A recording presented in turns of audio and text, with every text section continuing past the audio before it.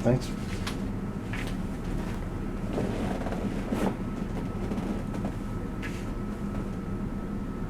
Gerald Lucas here with another installment of Ask Gerald, where you get your real estate questions answered.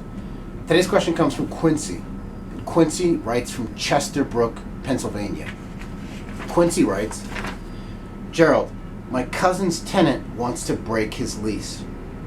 I know a lease is a binding contract, but are there any good reasons to let a tenant break a lease? That's a great question, Quincy. And you're right, a lease is a binding contract. But to be an effective landlord, you have to embrace the world as it comes at you and not get bogged down in kind of the theoretical idealism of how things are supposed to be. So I'm going to give you an example where it would make sense to let a tenant break their lease. Let's say you have a tenant and the tenant lost their job and can't pay the rent.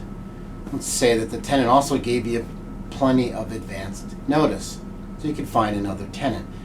In this scenario, the tenancy is going to end anyway because the tenant can't pay.